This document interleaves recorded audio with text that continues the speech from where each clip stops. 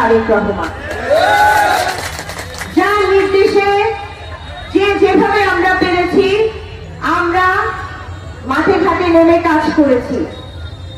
আমার মনে পড়ে সেই দিনের কথা, ঠিক জুলাই মাসের শেষের দিকে আমার বাবা জনাব মোহাম্মদ হযরত আলীকে শেরপুর সদরের তার বাসায় খুঁজে না পেয়ে তাকে খোঁজার জন্য যখন জাতীয় পত্রিকায় বলা হলো যে মোহাম্মদ হযরত আলীকে খুঁজে বের করতে পারলে 50,000 টাকা পুরস্কার করা হবে, এবং তাকে না পেয়ে যখন তার ব্যবসায়িক প্রতিষ্ঠান অটো রাইস মিলে হামলা করা হলো, ভাঙচুর করা হলো, অর্থ লুটপাট করে সমস্ত এমপ্লয়ীদের, সেখানে যারা চাকরি করত সকলকে অ্যারেস্ট করে শেরপুর সদর থানায় নিয়ে যাওয়া হলো।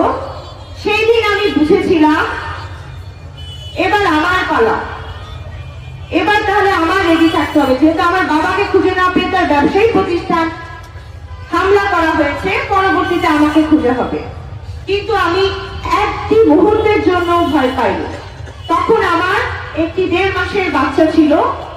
আমি বলেছি এবার যদি আমাকে নিতে আসে তারা, আমি চলে যাব, আমি আমার ব্যাগ যা আছে সব গুছিয়ে রেখেছিলাম, কিন্তু এবার পিছনে হটা যাবে না।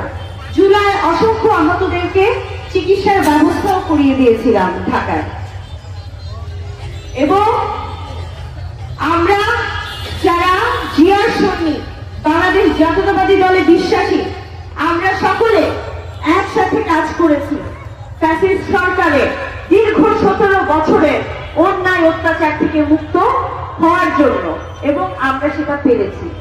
কাজেই বর্তমানে এখন যদি আর কোন ষড়যন্ত্র নিয়ে মানুষ মাঠে নামার চেষ্টা করে, সেই ষড়যন্ত্র আমি বিশ্বাস করি আমার শেরপুরের সর্বস্তরের নেতা কর্মীরা রুখে দাঁড়াবে ইনশাআল্লাহ।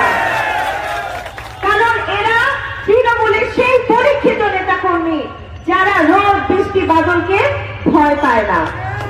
আজ সকালে মৃদুভাবে যখন বৃষ্টি হচ্ছিল, আমি মনে মনে ভাবছিলাম আজকে হয়তো আমরা জুলাই আন্দোলনের এই গণ অভ্যুত্থানের এই অনুষ্ঠানটা আমরা করতে পারবো না, কিন্তু আমি দেখলাম এই বৃষ্টিতে ভিজেও শত শত মানুষ তার নিজস্ব ইউনিয়ন থেকে চলে এসেছে। শুধু তাই নয়, শেরপুর 2 আসন থেকেও আমাদের সংসদ সদস্য ফাহিম চৌধুরী আঙ্কেলের সাথে তার নেতা কর্মীরাও চলে এসেছে।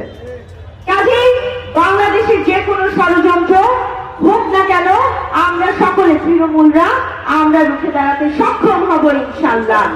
ততটুকু যোগ্যতা আমার শেরপুর সদরের, শেরপুর জেলার মানুষের আছে, এবং ফ্যাসিস্ট যতই বলুক তারা আসবে, তারা আসতেছে, তারা এসে যাচ্ছে ইনশাআল্লাহ।